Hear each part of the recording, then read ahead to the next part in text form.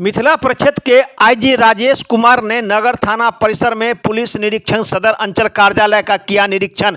परिसर में पहुंचने के बाद इनको गार्ड ऑफ ऑनर दिया गया। वहीं इस अवसर पर सदर डीएसपी अमित कुमार के अलावे सिटी एसपी एवं नगर थाना के थानाध्यक्ष अरविंद कुमार सहित नगर थाना के सभी पुलिस पदाधिकारी एवं अन्य कर्मी उपस्थित थे।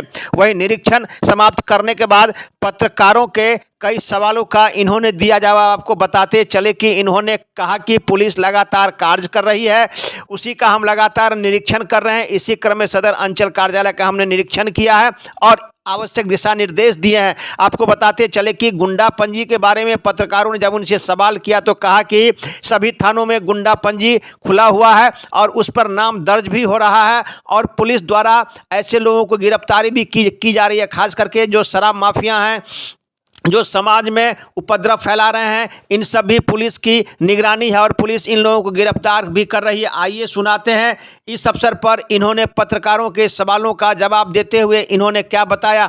देखिए एक रिपोर्ट दरभंगा दर्शन न्यूज से मनोज झा। क्या कुछ उद्देश्य था निरीक्षण करने का?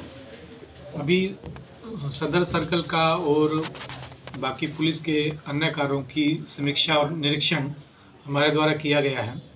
तो हमारा लक्ष्य ये है कि दरभंगा, समस्तीपुर और मधुबनी ज़िले में पुलिस की जो व्यवस्था है और बेहतर हो, जिसमें काम हो भी रहा है दिन रात।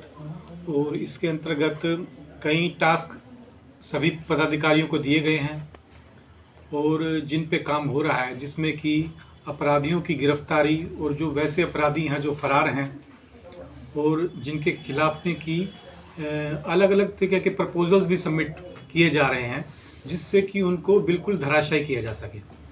इसके अलावा हम कुछ ऐसी स्पेशल टीमें भी बना रहे हैं छोटी छोटी, जिससे कि जो अलग अलग वर्क हैं पुलिसिंग से रिलेटेड, जिसमें कि एक टीम वर्क के रूप में काम हो सके, क्योंकि एक ऑफिसर सभी काम नहीं कर सकता। जैसे अगर आपको सीसीए का प्रस्ताव बनाना है, कॉन्फिस्केशन का प्रस्ताव बनाना है, किसी विशेष अपराधी को पकड़ना है या कोई स्पेशल ड्राइव चलानी है, तो उसके लिए अलग अलग टीमें बना के एक कारगर तरीके से निर्देश हमारे द्वारा दिया गया है। उसकी लगातार समीक्षा भी की जा रही है, इंस्पेक्शन भी किया जा रहा है कि दरभंगा रेंज के जो तीनों ज़िले हैं वो हर तरीके से स्पीडी ट्रायल हो, अपराधियों का कन्विक्शन हो, कॉन्फिस्केशन के प्रस्ताव हों, सीसीए के अंदर अपराधियों का निरुद्धीकरण हो, उन सब के अंदर गिरफ्तारियां हों, सब के अंदर टॉप में रहें और स्थिति काफ़ी इम्प्रूव हो रही है।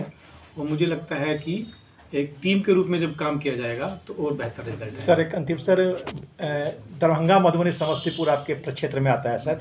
भू माफियाओं जो उनकी काफ़ी पैठ हो गई है और इस विवाद इस प्रकार के काफ़ी थाने स्तर पर आते हैं सर। इस संबंध में क्या कुछ आप कर रहे हैं सर?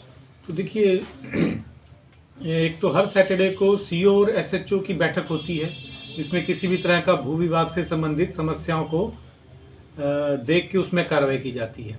इसके अलावा हर 15 दिन में एसडीओ एंड डीएसपी की भी एक बैठक होती है और डीएम और एसपी लेवल पे, एसएसपी लेवल पे भी हर महीने बैठक होती है।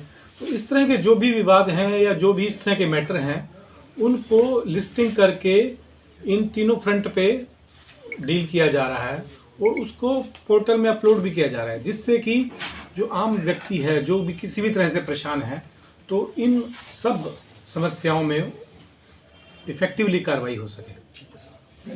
सर था उसका रजिस्टर आज तक उसका कुछ हुआ नहीं।